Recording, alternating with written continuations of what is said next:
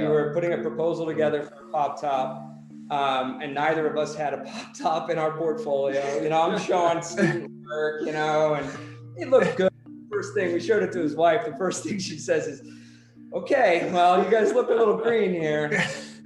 Here we go. Hi. Hello. Hello. Hello. Hello. Hello, and welcome to Architecting. This is a podcast about the lives of architects. About the people and stories behind the buildings that we see around us and the images that brought them to life. And with the very international world that we live in, This show will purposefully be local and narrow, Only focusing on the Colorado community of designers. Hi, I'm Adam Wagoner. I'm the host of this show. I'm an architect who's worked for a dozen different firms in 3 different countries, but for the last 5 years, I've been rooted in Denver, Colorado, where I'm at Open Studio Architecture and I teach at the University of Colorado, Denver. I like connecting with other designers and learning from their experiences, so now I'm broadcasting these conversations with the goal of creating a stronger local community here in Colorado. Hey, so today on the show we have Adam Steinbach and Jim Pfeiffer, founders of UNUM Collaborative. I had heard about Adam through Brandon Anderson and knew that he had founded UNUM, but I didn't know about Jim. So early on, I reached out to Adam and asked him to join the show. And he said yes, but only if Jim would be able to join as well. So he wrote back to me that he didn't want the firm to be just about himself, about one person. And he said, and I quote, "I'd like to stress the collaborative approach that our firm takes, and that starts with our partnership." And yes, I was very happy to have Jim on and see these two together kind of riffing.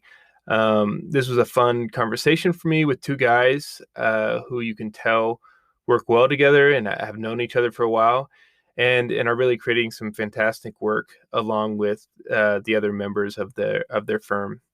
So their firm, UNUM, which is now 4 years old, has been crafting interior spaces for restaurants, markets, bars, and other retail that have really been making an impact on our Denver fabric and gaining praise and attention for themselves and their clients. Beyond these interiors, they are now branching into residential projects and resort projects and have created 2 side companies, UNUM Home and UNUM Shop, which are really kind of diversifying the typical business model of an architecture firm. And after the credits, this episode also includes our extended conversation where they reveal what they were actually drinking in their coffee cups. And we go into some other stories about the struggles of our profession and design in general. And they talk about how to bend PVC pipe with hot water. So anyways, I hope you enjoy.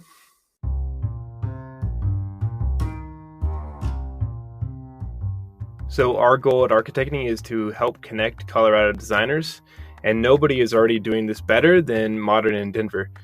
For over a decade, Modern in Denver has been striving to bring architects together and to educate the public about what good design can be and can accomplish. I'm very excited to be working together with them now on this shared goal. So over the years, they have constantly created fantastically curated stories about Colorado designers and projects and work to connect the profession with live local events. So go out now, buy a copy of their new print issue, subscribe to their weekly email list, and follow them on Instagram. So what's your space look like? Where you guys at? I guess you don't want to like rotate it around right now. Well, this is the pretty wall, so this is what you see. We have an office. It's basically Colfax and Lafayette. So if you know where Voodoo Donuts is, Yeah. we're about a block and a half away from there. Yeah. It's actually a pretty cool old building. It's a 1907, I think it was constructed, and it was originally residential. So it was, all the layouts are kind of these compact sort of residential units, and then it was converted to offices.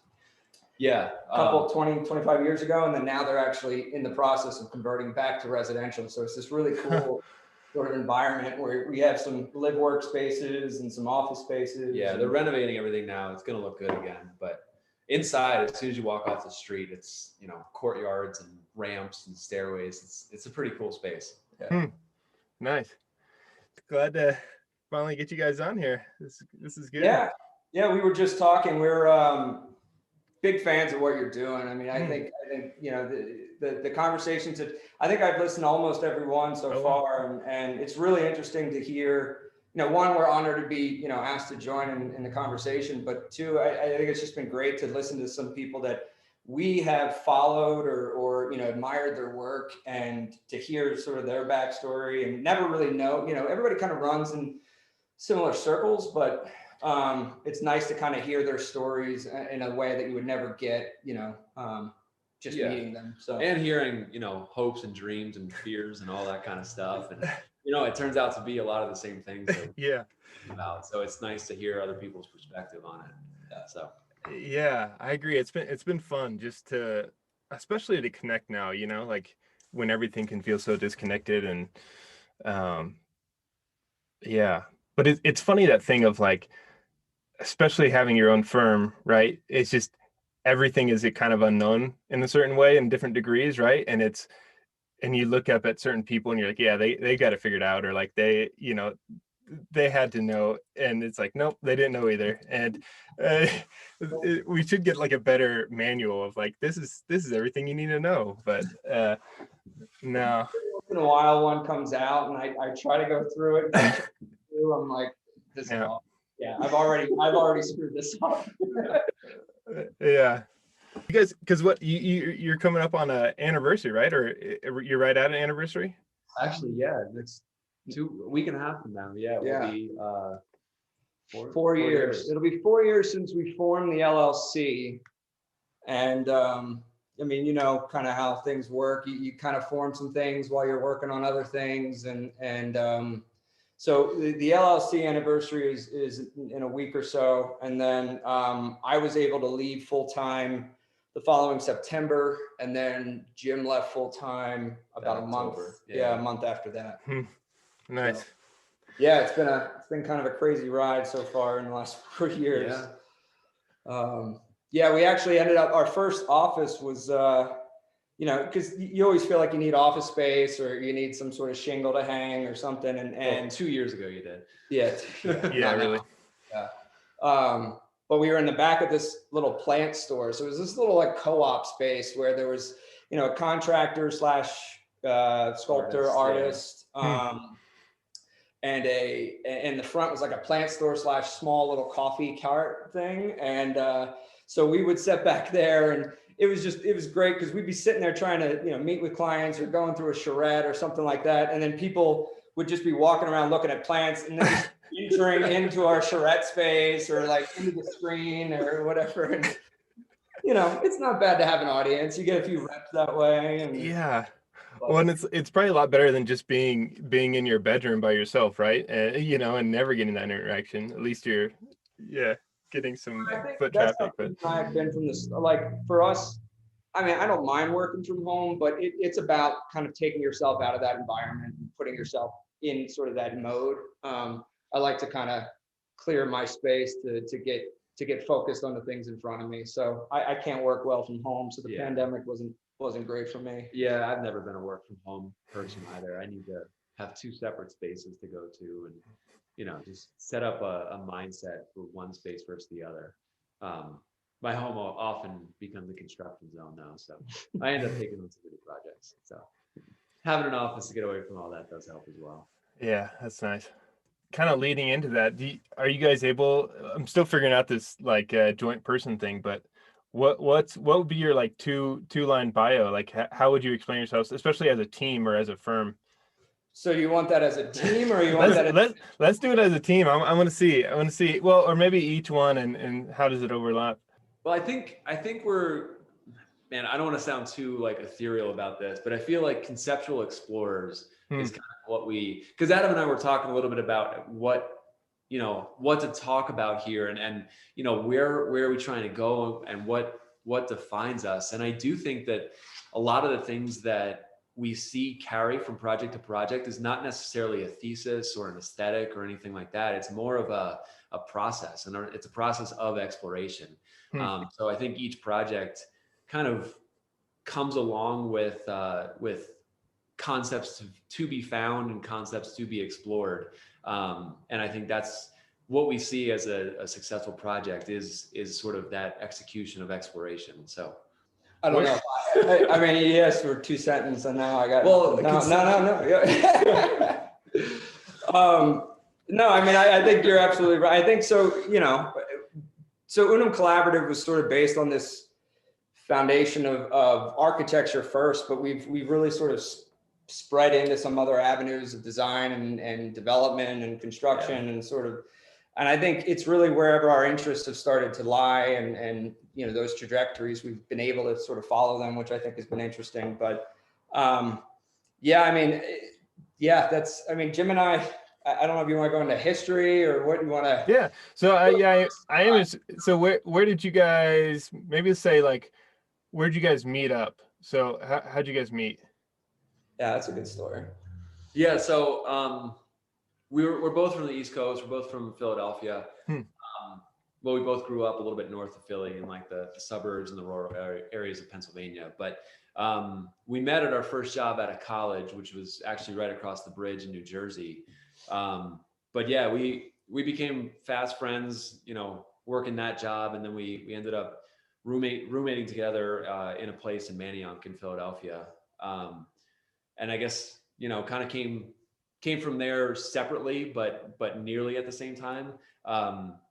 I ended up getting married in 2008, and I moved here in 2010.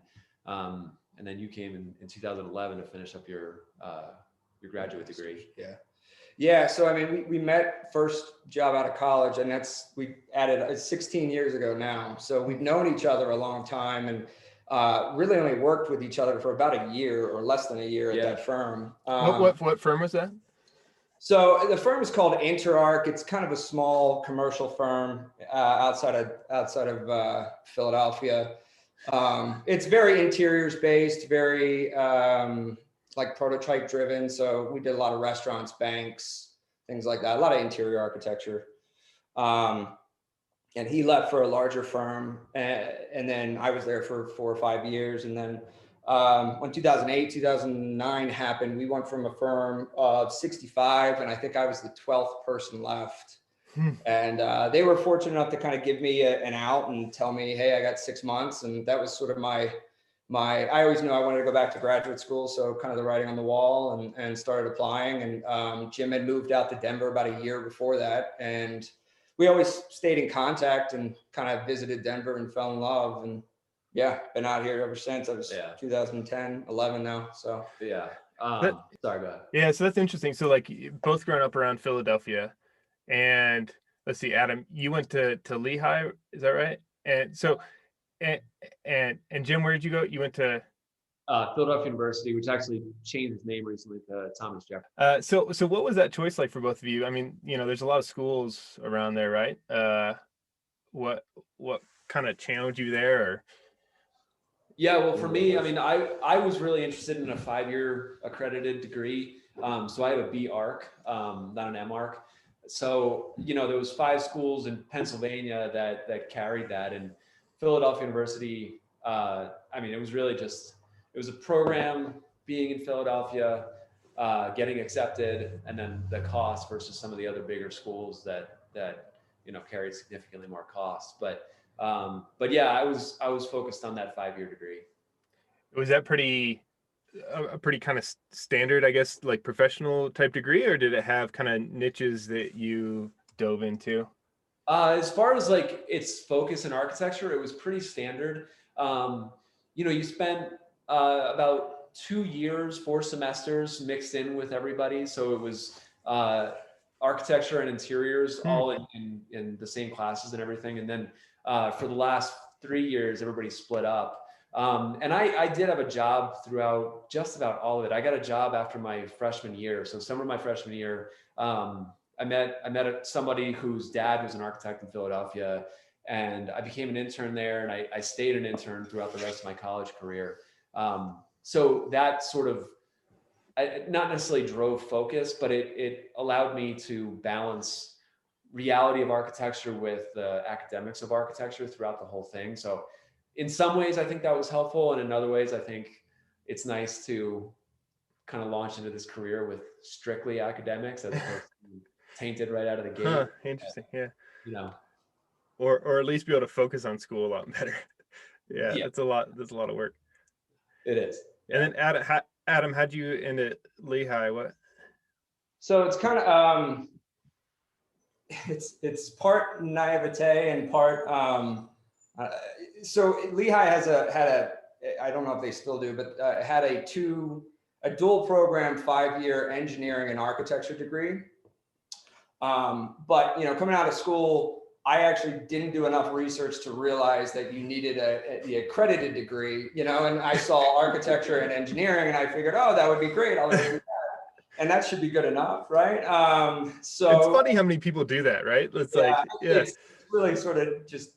But actually, I'm pretty happy with the education I got there. I actually dropped engineering about my second year and kind of did more of a minor in art history and philosophy. And being a more liberal arts school, I think it lended itself to a little bit more flexibility in programming, or flexibility in how you structure the curriculum. So I finished in 4 and didn't do the engineering.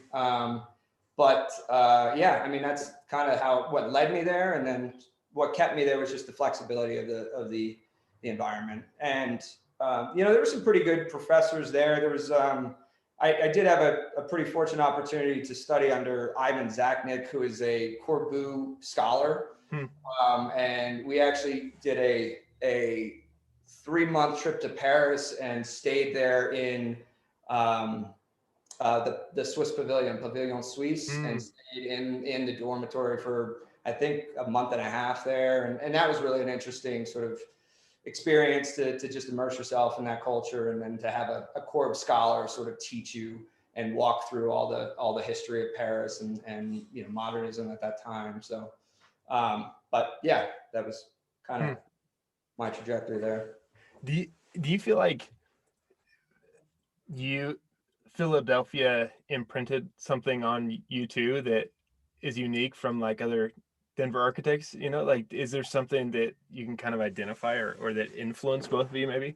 Well, it's funny because there's the tangible physical part of it, and then there's the intangible like attitude of being in the East Coast. I do think, that was a big hurdle for us. I think both Jim and I are type A personalities, and we are, entrepreneurial in spirit. And I think when we moved here, while I appreciate and have grown to love the culture here and the atmosphere, the sort of collective calmness of people, at the same time, I feel like our drive is still there. And that's something that was inherent, I think, or from that upbringing. Yeah, I think so too. I would agree. The pace of life in Philadelphia and I think that's actually changed a bit over the last 5 or 6 years as Denver's really started to grow. I think the culture here has really started to become more of a mix of a lot of the different places that people are coming from. So it's become more West Coast, it's become more Chicago, more Texas, and more East Coast. But when we first moved here, and my wife and I moved here in 2010, really because we wanted to leave Philadelphia. We wanted to get a change of scenery, a change of pace. And we used to do, through college and early years of being married, we used to do road trips as our vacations, and we just get in the car and start driving west. And we felt like when we got here, that was when we were on vacation. So we decided, that's why we decided to move here, was really to kind of just enjoy life a little bit more. So we were certainly looking for that change of pace, but I do think we carried that inherent drive throughout our careers since we've moved here. So, yeah, and I guess to speak to the other side of that is I think with a city like New York or Boston or Philadelphia that are so sort of ingrained, the urbanity is ingrained in this history, that Denver doesn't quite have, but I think is their history is rich, but I think it's still evolving, since it is such a newer city, especially in this sort of renaissance in the last 20 years or so, 10 years or so. That I think it's pretty interesting to see how, I think when you live in a city that has evolved like Philadelphia had, where it's holding on to these buildings or adaptive reuse of some of these older buildings. Denver is now, I think, looking towards that, where I think in the 80s and stuff, it was a little bit more, scrape and build, where here I think you're paying attention to a little bit more of recognizing the importance of maintaining some of that history and that that street experience. So I think that's something that I think I took for granted growing up in Philly, and even in the town that I grew up in, it was a small town, but had this sort of typical East Coast core town center.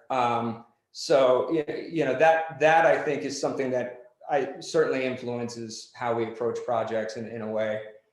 Most of our projects up until probably this year have been focused in more urban environments, whether they be tenant improvements or, urban lots, infills or something like that. So I think that certainly has an influence. Yeah, I can see that. So Jim, then you moved here and you called up Adam and you said, hey, you got to get out here. They even have a grad school.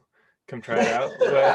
What happened there? What was that path like of deciding on a grad school? Like you didn't have much of an idea with undergrad of what to do, but then grad school, right? You have a little bit more perspective. So what was that decision like?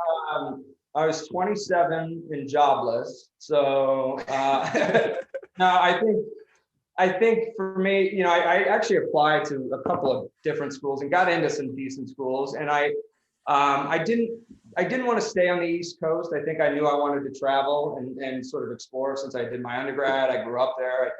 I knew I kind of wanted to move west. I just wasn't sure how far west. And it came down to going to California, Arizona, Portland, or here. And one of the last trips was to visit him and kind of take a look at the school. And I think one of the things that, having worked for 5 years, having that break from undergrad to graduate school and not having to just make that jump, it gives you a little bit more of an appreciation of what you're trying to do. I think you have a little bit more autonomy about what you're looking for. And I kind of knew that wherever I went, it was more important that the city and that, it gave me an offering of everything I kind of wanted personally, and that the I guess academic environment was sort of secondary to it. And I think, that's not saying anything. I think my experience at UCD was phenomenal. I mean, actually, two of my professors you've already interviewed, and I think you should probably interview another one. But which two were those? So my first studio instructors were Brad Tomasek and Christopher Fair when they were still Studio HT. Then obviously Brandon Anderson was one of my graduate instructors. And then I saw you mention something about Clark Tenhouse the other day. And he was a huge influence on me as one of my instructors as well. And I think that the pedigree of instructors at that time, it was 2011, were pretty influential. And I think that they're kind of young in their careers at that time, and they've really started to blossom further from there. So it was kind of an interesting time to be there. Yeah, I agree. Clark is doing some really cool stuff, I think, right now. You get through his book yet? I'm getting there. It's like I'm selectively reading per the building type that I'm working on. And yeah. It's interesting stuff. I'm hoping I think he's got a few in construction here, or at least in planning. So I'd be interesting to see. I mean, it's as far as residential projects are concerned, it's interesting to see the trajectory he's taking. Sort of these. I don't want to box it in, but sort of these, Pomo influence with some, urbanism or regionalism that's sort of influencing into this collage of compositions that are pretty interesting. So yeah, I agree. Like really, really like kind of fluid collages, the way that he blends things together and references, and I think it's really interesting. But so Jim, so when you came here, where'd you start working? Yeah, so when I first came here, so I had a job in Philadelphia at Ballinger, which was a decent sized firm, and I was working in healthcare. I was actually mostly working in Manhattan, so I would take the train up there and work on these hospitals, like, you know, right downtown, which was an amazing experience. My firm, so we got married in 2008. While we were on our honeymoon, we started getting some texts and emails basically saying that the world was shutting down and everybody's getting laid off and all that. So it was not a great place to come back to after that. But my wife and I both were fortunate enough not to get laid off during that period. But we did just spend our savings on the wedding and the honeymoon. So we had to lay low for a little while. We had a plan to move out to Denver. We actually came out here in 2006 or 7 and kind of looked around and just tried to get the lay of the land. And we had made the decision to do it. But then we stuck around back in Philly to get married and just, you know, not make everybody travel for that and all that stuff. But anyway, when we moved out here, my firm Ballinger had started hiring again. So we figured, you know, things are coming back online. Let's go ahead and make this jump. So we came out here. We didn't have a place to live. We didn't have jobs. We basically just packed it up and came out here. We actually stayed at the Motel 6 in Lakewood, which was as bad then as it is now, I'm sure. But I couldn't find a job for about a year. So I started doing construction work. I started with just doing like handyman stuff. I did a bathroom. He actually helped me with the bathroom. I did more harm than good. And then I got hired as a laborer, and I was working on a hospital for an electrician team down in the Springs. But when I finally did get a job, I was hired by Clip, back when Clip was Clip. Mm-hmm. So I was their first hire after 2008. And yeah, I worked there for a little while. I worked there for about a year and a half. And then when they got bought out by GKK, I left there to go join a startup. So I worked for G Squared Design, which was a small, it was two cousins that started it. It's not, we did some design based work, but most of it was pretty functional. So I spent a lot of time working at the Lockheed Martin plant in Waterton, did a little bit of work with Ball, and then we did the Riverdale Animal Shelter, which is the Adams County Animal Shelter. So yeah, it was much more functionally based architecture. And frankly, that's most of my background is kind of looking at architecture from the problem solving standpoint.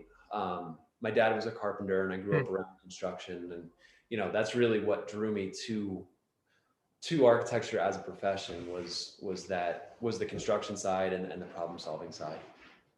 Did you leave Clip when they got bought out just to kind of avoid that corporate type structure, or just really? I mean, honestly, I've always been drawn towards startup and entrepreneurial sort of adventures. So these two guys, I was good friends with the one guy, Cody, who was also at Clip, and you know, he basically said, "Hey, I got this side thing with my cousin. Do you want to come and join us?" And I was all in. So I wasn't leaving Clip. I was going to G Squared at the time, if that makes sense.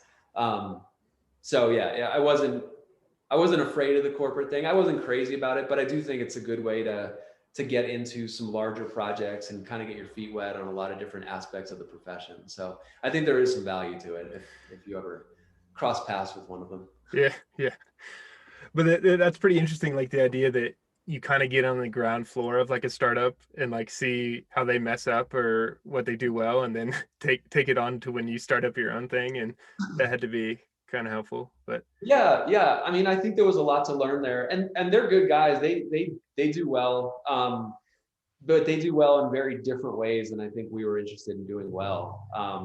You know, I think we were interested in more of the culturally focused, the public forward work, as opposed to some of the other things that they were involved in. But yeah. And so then Adam, did same mistakes? Oh yeah. Yeah. So then after school, did you go right to Liv Studio, or? Yeah. So I was so I bartended through college and kind of through graduate school, and that actually gave me some of the flexibility to not have to be scrambling for a job right out of school. And Brandon and I were always pretty close, and he kind of approached me for he and Tana had started.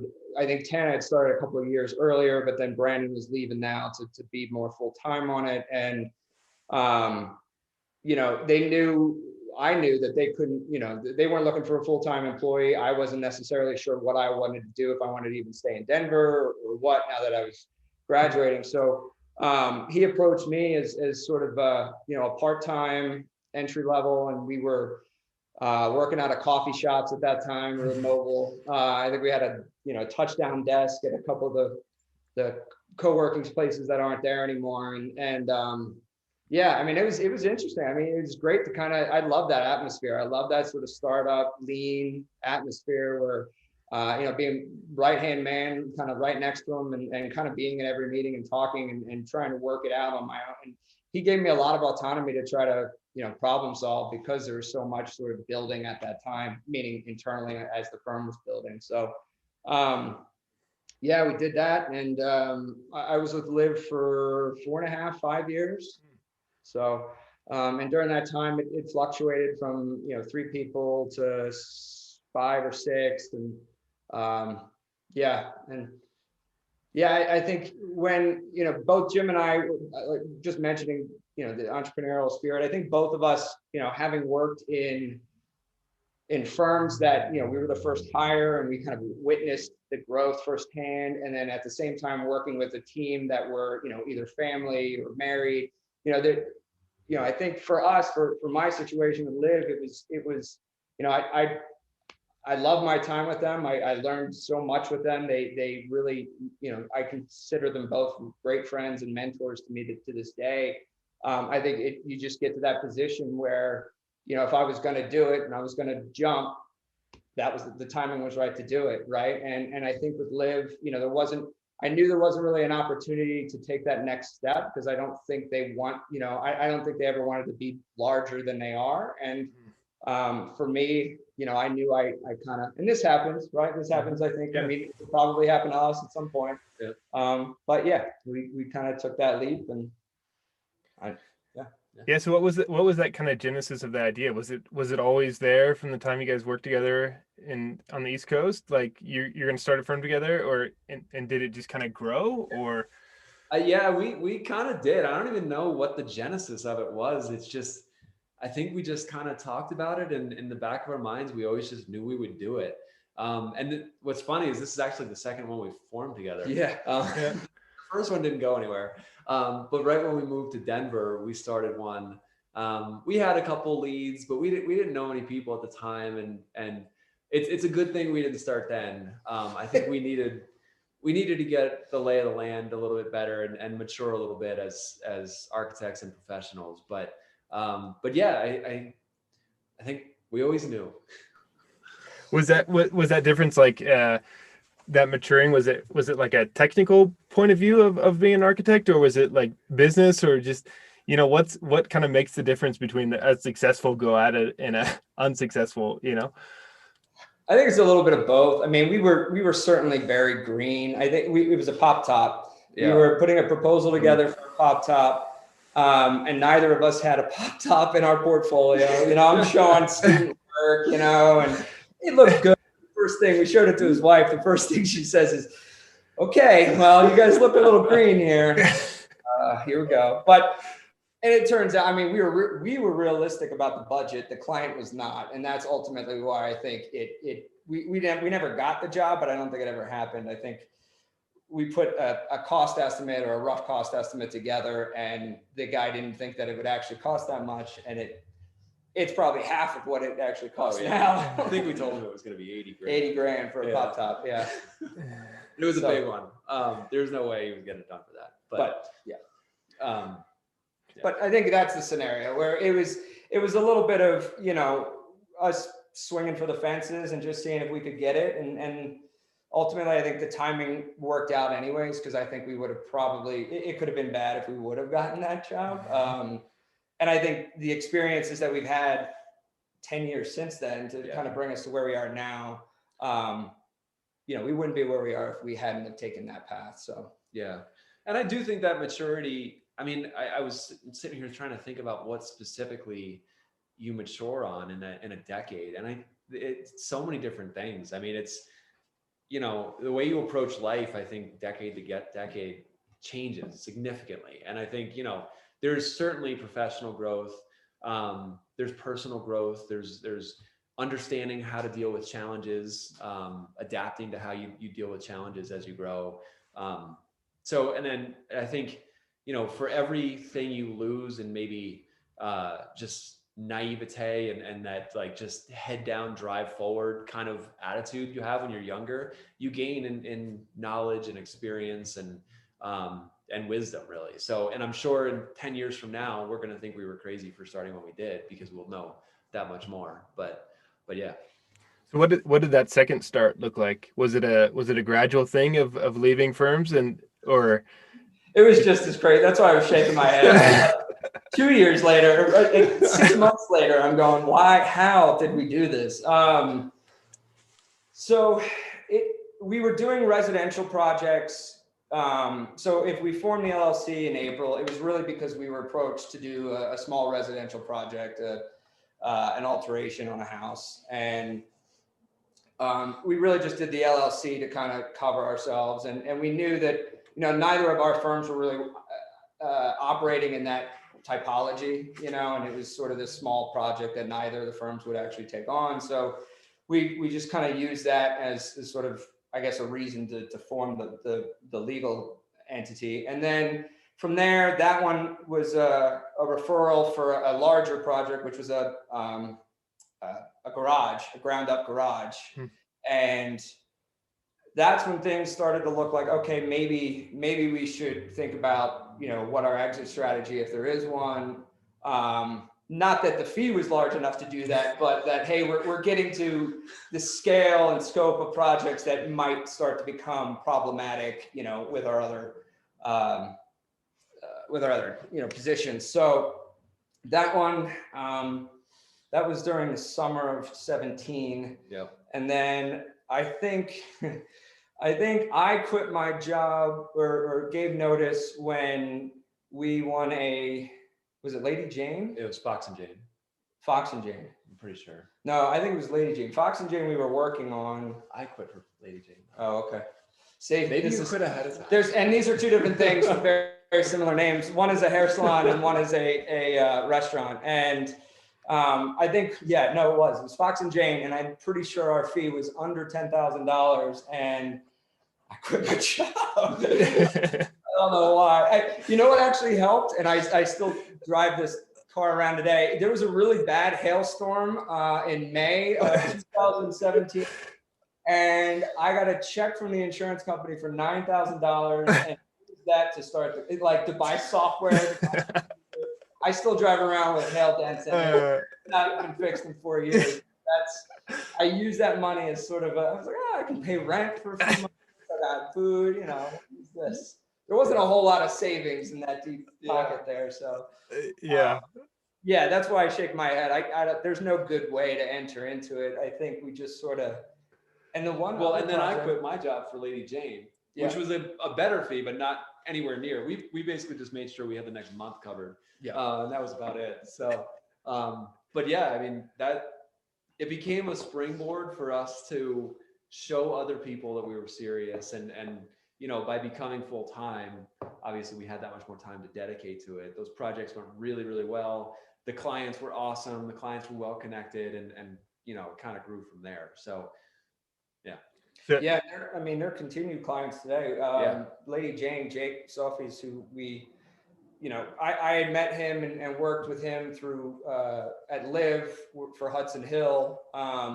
And then he approached us for Lady Jane, and we just finished up the Wild about a month ago or so, over across from Union Station over there. So he's been a huge advocate for us, and that's more than just a client relationship. He's a great guy, and we really appreciate. And that's really what I think we've been fortunate enough to have is these relationships with if you've ever worked in hospitality, it's a pretty close knit group, and people, I think they build on relationships rather than, financial sort of factors. So I think they want to be able to trust and create a sort of that loyalty before anything else. And I think we've been able to do that. And yeah.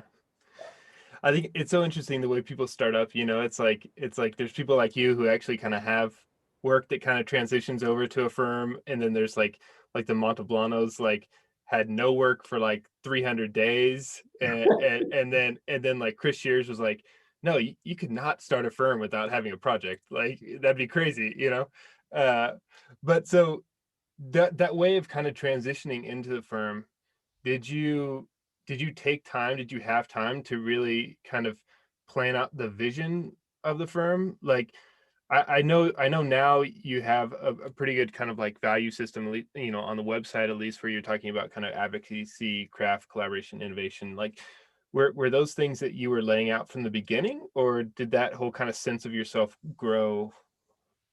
Yeah, I think that was from the very beginning, and Adam and I would meet and try to kind of build the foundation of what the firm is. And I think that those 4 values are really, if we were going to form a firm, what do we want it to stand for? Like, why wouldn't we just go work for somebody else? And if we're, if this thing's going to be long lasting and successful, what do we want that firm to be? And so it was a foundational genesis that those values came out of.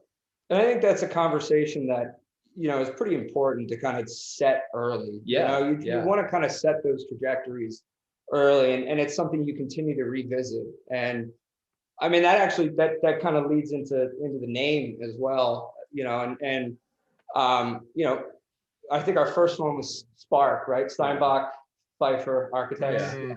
Apparently there's like 12 Sparks, so we couldn't keep it anyways. But, when we decided to call it UNUM, it was purposefully obscure. Like, UNUM is Latin for one. And, for us, I think it was sort of this idea of being removed from us as sole authorship and kind of creating something similar to the way Snowhetta and some of these other firms operate, where it's supposed to be bigger or should be bigger than us, and kind of takes a life of its own. And what I like about UNUM as just it's not only in its Latin sort of roots and history, but it's both singular and pluralistic at the same time. So that this duality of being about one, so the individual sort of soul on the individual, and then there's this collective or aggregate of many to create one, right? So that approach, I think, helps sort of define us a little bit. And we when we kick off projects, we tell that story, we sort of introduce that and collectively try to pull not just our team on, but the client team, the consultant team, the contracting team, and really try to outline this approach as a collective whole. So I think that between that and the values, that was something that was established really early, and I think continues to guide us a little bit. I think so. Yeah. Hopefully. Yeah. I think that's really interesting. Just that way of developing a firm and a name, and it's so hard to come up with a name, right? But that hits on a lot of good levels, and it seems like also the oneness or the collectiveness, the team that you build. Like, it seems like you guys have a fantastic team where it seems kind of strange in the way that you're all about the same age or about the same experience. It seems like, at least on the website, it's like everyone's got about 10 to 15 years, and Amir Al-Rubai is a good friend, and he just joined you guys, and so it seems like you have a very I guess core and a kind of experienced team, where it's not like an old gray hair and an interns, but like you're kind of hungry at the same level. Maybe is that a conscious choice? I think we're the gray hair. Yeah. I don't know if that's conscious. I think I think when you see the world, it kind of sees you back in the same way. you know, and I don't know, maybe that's not exactly it, but we've gotten really lucky with our team. I think right now we're at 8 people total, including Adam and I think we've got a team that we can count on everyone for anything, and then the very specific things at the same time. And I hear what you're saying about the same age level and everything, but I think we probably span, I don't know exactly how old everybody is, but we span a couple decades as far as everybody's age. There's 20. But there's 20 from youngest to Yeah. oldest. Yeah. Okay. Amir looks really young. Right? He does. He's a lot. He's way old. I know. He's just a spry looking guy. Yeah. Yeah. But I think, you know, when we make a hire, culture is definitely something that we're thinking about, and we want to make sure that, you know, anybody new is bringing something new to the table culturally as well.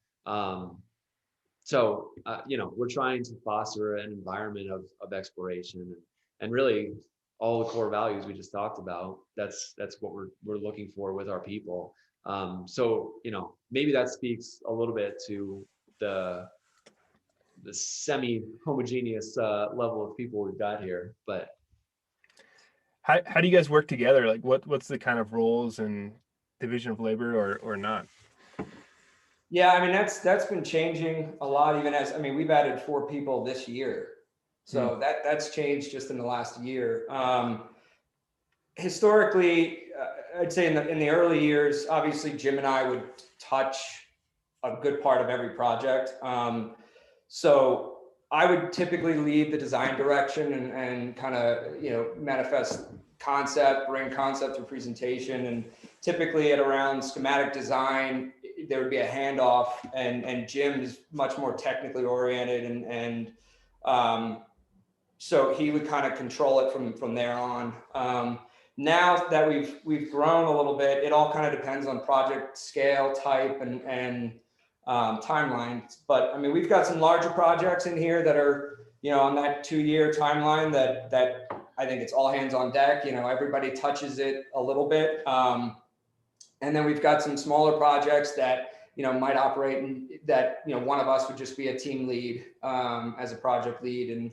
And then we have usually 2 or 3 people below us on that team. So we have 2 interior designers. So, you know, Jim and I are architects. Amir is a licensed architect. And then, you know, we have Scott and Ilion, who are working towards it. They're taking their exams. And then we have 2 interior designers. And then Keith is currently in grad school, finishing up his grad school this year. So kind of a wide range, but I think all those influences find their way into the projects at some level. So I think that's been pretty important. I mean, I will say COVID's been difficult. You know, we found some technology to try to create some of those charrettes and make sure that everybody kind of has an idea of what the firm collectively is working on. But certainly when everybody was in-house, it was a lot more, I guess. Yeah, it's easier to have that one that we were after. Yeah, it was a lot more cohesive as a process. Yeah. I think, again, that idea of one is interesting, but then this kind of entrepreneurial spirit that you guys are talking about, like I'm really intrigued with you guys and kind of jealous of you guys of the way that you're creating these different companies of like the UNUM home and like shop, and you know that idea of the typical fee for service architecture model. Like, it seems difficult, problematic, and like how are you able to branch off from that? Was that an idea for you in the beginning of you wanting to kind of get different revenue streams or just business going, and is it working?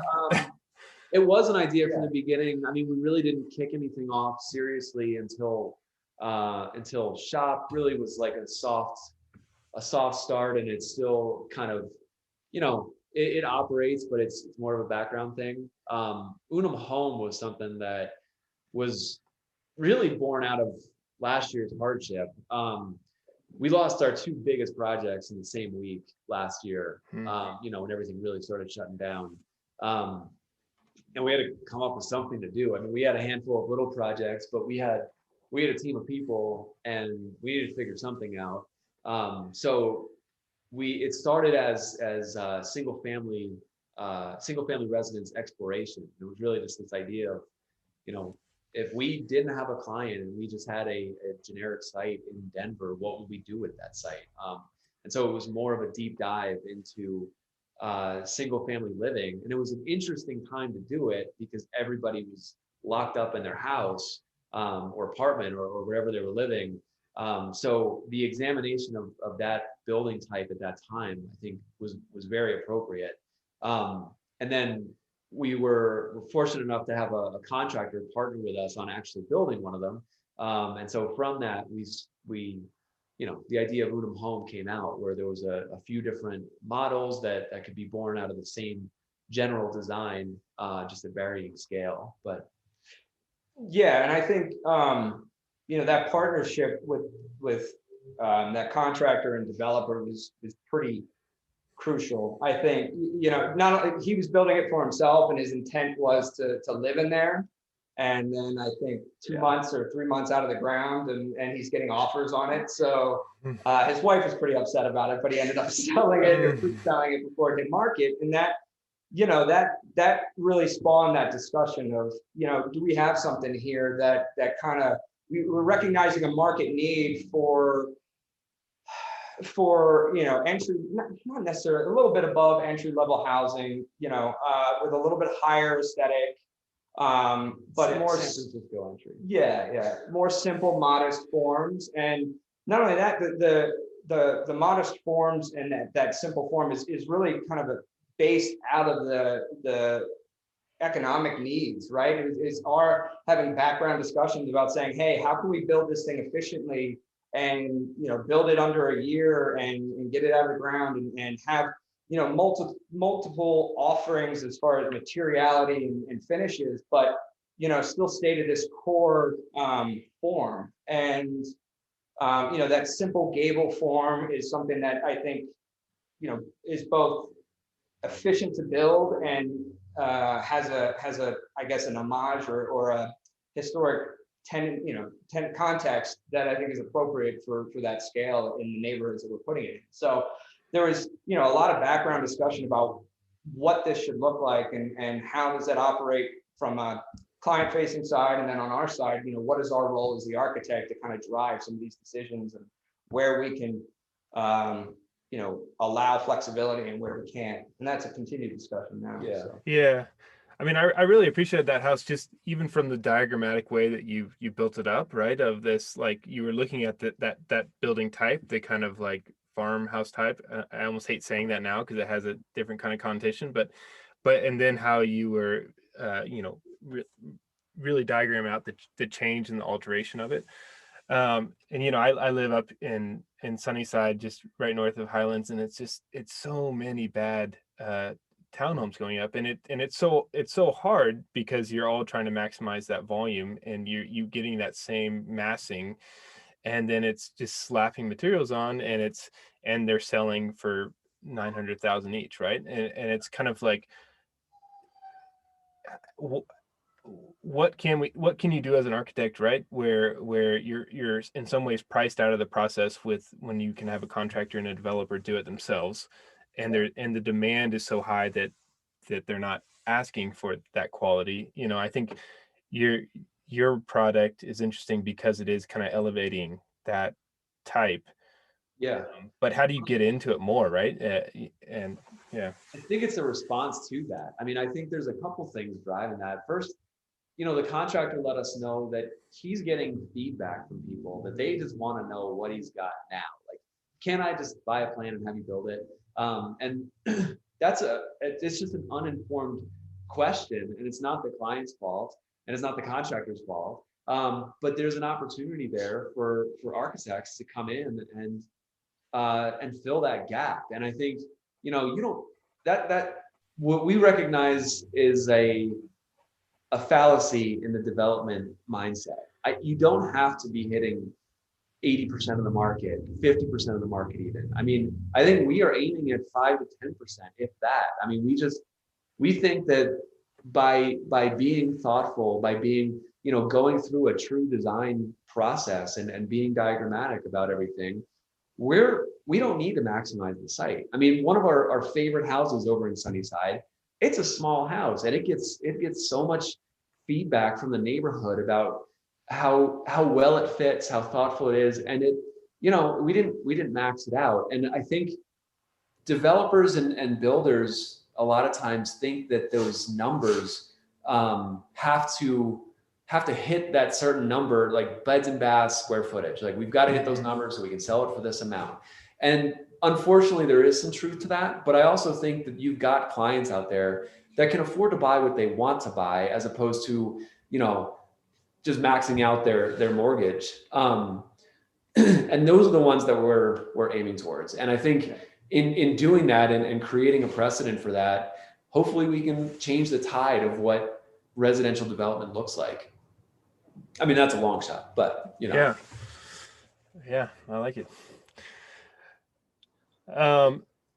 So is there a project that you guys think best kind of sums up UNUM, like that you really nailed it on all levels?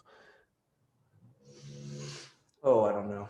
We thought about this at lunch today too. I mean, the project types that we have been fortunate to do, I mean, let me just hit this, follow this string of conscious here. So, when it comes to things like hospitality or restaurant design, I think so much of that is about the client. There's so much of that has to be influenced from, the vision, the brand, the experience that they're trying to create, that, I look at us as more as interpreters and conduits for a lot of that. Yeah. So I think, we don't necessarily have a theory or anything that we have to subscribe to in that. I think it's for us, it's about what project best represents, the client, what project best resolved these issues and did it in a thoughtful, provoking, inspiring way, and some of that, I mean, I think we talk, I mean, I think Blanchard Family Wines is one that comes to mind. Because for us, that one was I think one of our earliest, biggest leaps, as far as, design into construction and, working with such exposure on the dairy. It's located on the dairy block, which, has 100,000 visitors, a weekend. So, yeah. Well, and that one was full of opportunity, just because obviously it's location, but the building type, the business type rather, the building itself was a historic building, and then the dairy block, and then we also had it's since changed hands, but there's a retail space right above that on the Blake Street side, and in kind of playing off of the dairy block's aspirations of turning more of these spaces into pedestrian spaces, we were able to connect those two projects. There was a staircase that connected it inside, which gave access from the retail space back to the dairy block, the alley side. And it also became sort of this beacon for people coming into the retail space for Blanchard to kind of walk back there and see what was going on there. So in that sense, it was a design concept from really in a section diagram between Blake Street and the alley. But yeah, and I think just to try to tie this back to the question a little bit about capturing what we stand for as a company, I think that one was one where we had the true opportunity to shine as architects, in the sense that we could take a problem and examine it in architectural and conceptual ways that really made a better space for a lot of different people involved, between two business owners, the landlord, and the public that experiences it. Yeah, and I think, one of the things we kind of pride ourselves on is being just being able to explore some of these concepts further. And we do a lot of mock-ups and we do a lot of self-performing of things. And when it comes to stuff like that project, I think, we knew going into the dairy block and the history of the dairy block that it had to be kind of special in a way. And I think, we're introducing this modern interjection, this sort of tessellated form that carries down into the wall. And I think for us, it was about sort of exploring this tension of new and old. I think the entire project is sort of this tension of even though they're steel and wood and more traditional materials, it's sort of applied or addressed in a more modern aesthetic. And that's something I think that we continue to evolve and have continued to evolve in a lot of our projects. And on that project specifically, tension's a good word for it, because it was the new and old, and it was the, when we talk about winemaking, it's the science and the art form that are in tension with one another. And the clients were brothers, and one of them was an Air Force helicopter pilot, and the other one, he was the winemaker and more of the artist. So we got to sort of explore the personalities of the clients as well, which was, it helped. Well, cool, guys. I've been like trying to connect with you for a while. You have this like nice energy around you and just excitement. And I think,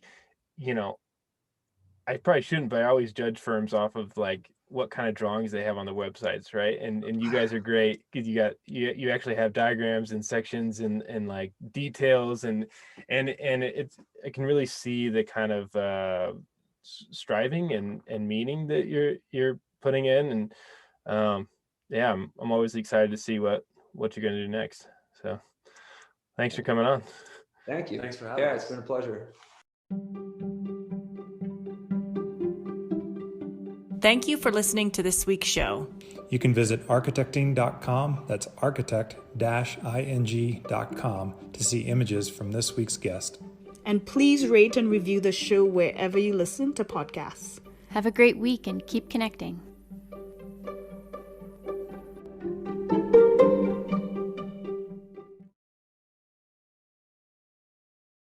Well, it's funny because both Jim and I, we weren't sure how optic wise it would look if we were sitting here drinking whiskey out of a glass. So we put I had an Irish coffee here, and he's got great whiskey in his. So we wanted to be professional, but initially, because I was going to start this before the pandemic, and I was going to call it like nightcap with an architect or something, and it was just going to be like a late night like drink. And the first one with Brian Dale, we started at like 9 o'clock, and like had just had old fashions, just pounded them, and it was like we talked for 2.5 hours.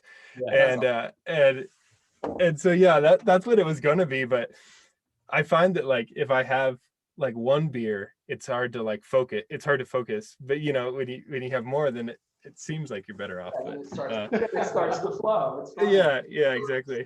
But you might have to test your editing skills afterwards. Yeah. But yeah. I think one of the biggest things that's nerve-wracking is having to talk about ourselves. And I know obviously that's the reason to have, different people on, is to get those stories. And I said at the top, like that's what we enjoy listening to, is understanding what other people's thought processes are and all that. But we get into like random conversations here just about one statement that somebody says, and we could like, everybody kind of spins on it for a while. And it's like, I think if you could capture that in a podcast and have sort of this back and forth, and, even you kind of jumping in with your opinion and adding fuel to the fire on everything, I think that could be really compelling, And I'm trying to remember what it was yesterday that Amir brought up that we started. Amir can get things going. Like he goes on a tangent. I was talking about how AI has infiltrated all of our decisions. So I was listening to either a podcast or a book or something, and it was talking about how even our language now, when you write an email and it finishes it for you, like these algorithms and all of this technology that's essentially just taking the thinking process out of the way. And that's I've noticed firsthand, just because of how busy we are and how much our focus is just scattered on different projects, and having to actually focus on a project at a time, that when you hit these sort of easy the easy button things, it's difficult. It's difficult to pull out of that mindset. And so it was that, and then it was rabbit hole into Revit. Drawings and how Revit has, between the plan and 2D and ortho drawings now into more of a, three-dimensional drawing,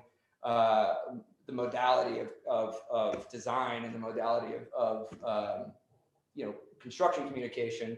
Yeah, that one spiraled. And I had to cut it off because we both had, we could sit there for 3 hours. But I was like, I would love to talk about AI taking our brains over, but I gotta get this plumbing drawing done. Yeah. It changed, right? When you're seeing the billable hours kind of ticking, and that difference between being a firm owner and I mean, one of the biggest reasons we're waiting for this pandemic to be over is just the culture of having those conversations and having the platform for like just the serendipitous rabbit hole. We don't have that right now, and there's absolute value in having those conversations and talking about what that means for design and the profession and how that even influences projects we're working on now. And well, even if only to make everybody more comfortable with debate, like talking to one another, really sharing what you actually think and reacting to what other people actually think. I mean, I think that's really important. And I think, you get a lot of that in school to some extent with your peers, but I think it's important to make sure that everybody feels comfortable to speak their mind. I think you get the best design out of that. Especially when we're in the room. I think that's the other thing is making sure that everybody realizes we're not trying to steamroll, ideas or steamroll conversation. And Amir has been a huge, because he's so academically focused and academic mindset, coming from, I think he's been teaching for 10 years before, now jumping back into practice, and his, it's funny to see, I think he joined us in July, and just the manner in which he approaches those projects are things that, we all know from our education, but you maybe just have that process didn't get lost, or maybe it's not paid attention to or cultivated the way it should be. And he's really sort of brought that back into the conversation, which I think has been great. And, especially with multiple people, when it's just Jim and I, or in the early days, we can have those conversations. Right. And we did have those conversations. Now that we're 8 people and everybody's sort of, branched out, it's great to have more people having those conversations and bringing those discussions forward. So he's been great. And I think, he's paved the way for some of the others to also join in that. Yeah, like you're saying, like it's so easy to kind of get in a rhythm with design, and especially if you're kind of repeating the same typology and maybe client, where you just kind of take the easy route, and that's why I like teaching too, because it makes me think, what is the threshold? Where is the hierarchy? What's the order? And bringing some of those things back up, because like you're saying, so it's kind of so easy to hit that easy button and do the thing you've done before, or or the Pinterest. The Pinterest button. The house board, all of those, and that's something we continue to fight. I think. Because not only are we so visually focused now, we are so time focused. Everybody's, our timelines are shorter and things are expected to happen quicker. And, this industry and just art in general, or architecture in general, is a long timeline, process, not just conception, but obviously construction and implementation. So, I think it's something that we fight with, and we do it internally all the time, just saying, hey, it's not good enough to present. We're not there yet, iterate again. And I think that's important. I think that's something that we can't be afraid to maybe ask for, a day or two to wrap it up, instead of having to present on the same day, just because the deadline's there. It's not quite there yet. Right. So, and most of our clients have been, not saying that we're late on deadlines, by the way, but I'm just saying, on budget. Yeah, on time, on budget. Right. Saying, most of our clients, it's part of the onboarding education or our responsibility is to educate the client on, this takes time. Architecture's dirty, construction's dirty. We need to kind of dive deeper into creating something more meaningful.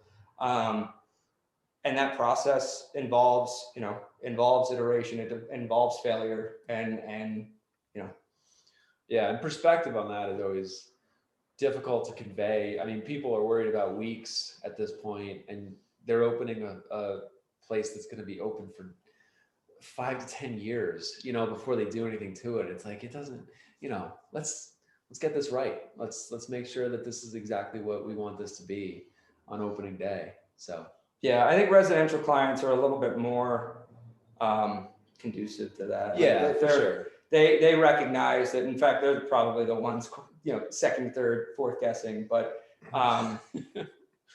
that's it's all part of it. I ran across one of your presentations one time at our office for a bigger multifamily. I forgot, it was like off of I-70. It was like, I think it was a kind of triangular lot.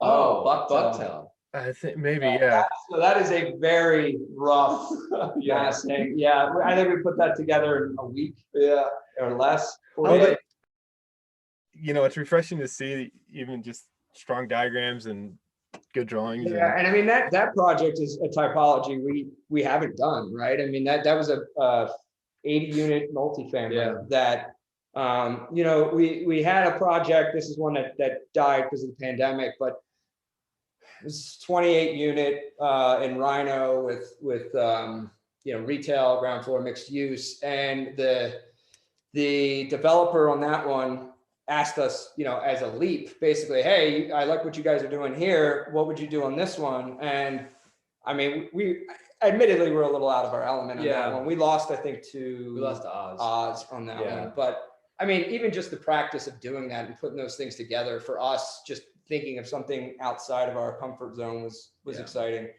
And who knows? I don't know if that's a typology we necessarily want to be doing, but I think it's an interesting one though. And we have another one coming down the pike here in a similar typology. A little bit more boutique than that one was, but I think it's an interesting thing. I think the mixed use in an urban setting, I think,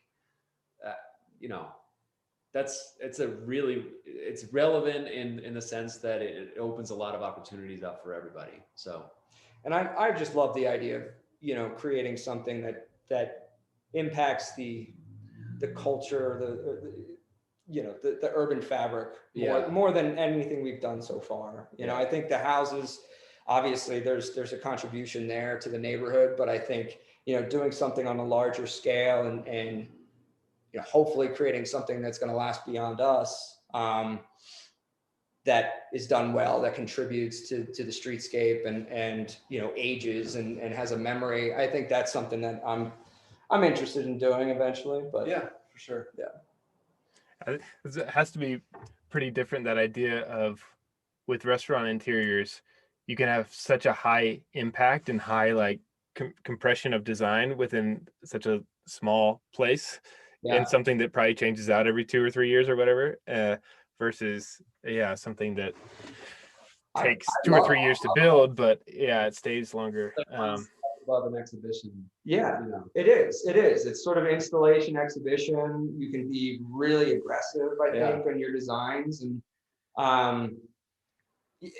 it's what I've always sort of linked to this sort of testing ground, right? I mean, I think you can test ideas in that space, and then see how materiality or formal morphology starts to scale right into a larger project type. I think Cholon was a good example of that. Cholon, we got asked to do the ceiling renovation there for kind of their 8-year facelift, and they had an issue with sound. It's surrounded on glass with concrete top and bottom, and that space always reverberated, and for us it was like, all right, how do we create something that is representative of them and who they are, and at the same time functional to cut down on sound reverberation and lower the scale of the space and all of that. And we created this undulating net that when we did it, I mean, if you looked at the concept image, I think it's actually on the website, we presented 3 concepts, and once they selected that one, we were like, okay, how are we gonna? So we're testing out materials and breaking plywood, breaking PVC,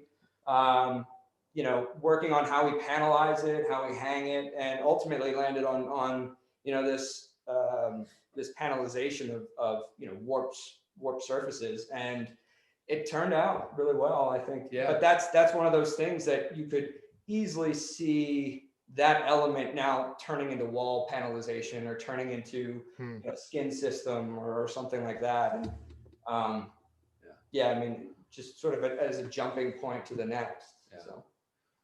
Yeah, the restaurants, they're high function and high experience. So it's super interesting to do them. That, and you get to go see them. Yeah, that's the other thing. You get to go there again. I think that's we just had Jim's birthday was last week, and welcoming Ilion to the team, we went over to Northside, right? And I mean, one of the nicest guys you'll ever meet, the client over there, Kevin, greets us all out there, knows all of our all the team's names. Like it's just like going to somebody's house at that point, and I think that's been a really welcoming sort of tertiary thing that happens that you're able to kind of go and experience and still relive that. And you also get to see what you need to fix next time and see the mistakes that nobody else sees, but dwell on. And you get good food. You don't get that as much, I guess, when you do somebody's house. But that's true. Yeah, I mean, you can drop by somebody's house, but you can't force them. Yeah, they ask you to leave pretty quickly. Those motion sensors are tough. Yeah, but you know where they are, so yeah. I think, when we talk about the easy button and we talk about some of these problems, I think Adam and I both have big eyes when it comes to what we think we can accomplish. And I think that serves us well in the fact that, like, for lack of a better way to put it, we kind of intentionally paint ourselves into the corner sometimes and try to figure something out, like give ourselves a hard problem to solve. And even if it comes down to our own self-performing on some of this stuff, I think we try to make sure that we're pushing our own boundaries and the boundaries of architecture and construction and a lot of these has been TI based. I mean, Blanchard was one. Figuring out how to build and hang those panels was something that we were very intimately involved in that. And even from a fabrication standpoint, Northside, trying to figure out how to bend those pipes. That's the one I was going to say. Yeah. I mean, so Northside has, 3,000 linear feet of PVC, and, the concept there was to try to, use a material that's fairly accessible and efficient and cheap, and use it as an interesting way. We kind of played with these trajectories and, the texture that it creates. And, that project has its own set of issues and problems during construction. But the one memory I'll always have is we're trying to figure out how to bend these things. And, you do the research on Google, and, people are heating up sand and trying to burn it. People are throwing, hot water and boil. So that's the one we tried to choose, was actually tried the sand, and we tried boiling hot water. There's a scene, I think it's actually, we have a video of it somewhere, where, are you holding it? I think you're holding the PVC, and I've got a boiling pot of water. And he's got, oven mitts basically holding this pot, and I've got a boiling pot of water to try to funnel into this PVC. And we get it in there, and we're like, oh yeah, it should become flexible. No, this thing just, it becomes a warped noodle right away, and then it just sort of folds on itself. And thankfully, nobody ended up in the hospital. But I mean, those are the things where, you hit the ticking clock, like, all right, we got to figure out a solution for this, because we pitched it. So we got to. But we figured it out, and we know the secret now, which we won't share. Yeah, we'll have to go through our own trial and error. I mean, but that's just cool, that idea of constantly pushing yourself, right? And I feel like that's what restaurants could give you. You can do it with anything, but with those kind of experiential spaces, and there's a value to that I think, the client, a lot of our clients that come to us, I think, recognize that that's something that we try to present right away is, hey, let's figure out where you can get the most bang for your buck. What's your budget? What are you trying to accomplish? Where's your experience? Yeah, where's your high experience? Where do you want to create that experience, and where can we work within that? And I think every one of our projects has that moment where you kind of see it, and you kind of see it all kind of come together, whether it's Blanchard with the ceiling. We do a lot with the ceilings, just because I think that's an underutilized space. Yeah. And I think it's a pretty powerful space, or the way it influences space. But yeah, I mean, it's something that we try to identify early, and let that sort of lead the path to the rest of it. So Yeah.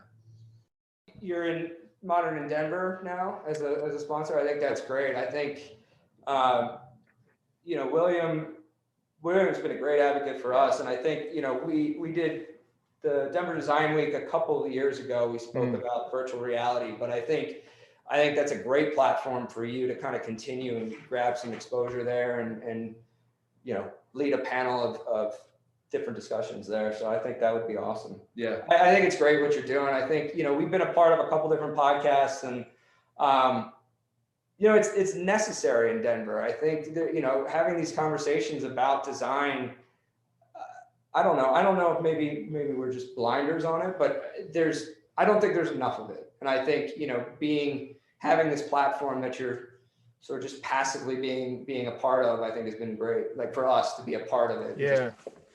Well, it feels kind of strange, right? It's like we're all sort of in silos, but we mostly know each other. But it's somehow, I don't know, like what you're saying, about East Coast. If there's so much more to do here, right? You go into the mountains, you ski, you work, and then you do those other things. And I feel like in New York a little bit more, it's like you're more, maybe more events and things, right? Or something. But yeah, it's been fun. So thanks for listening. Yeah, absolutely. Keep it up.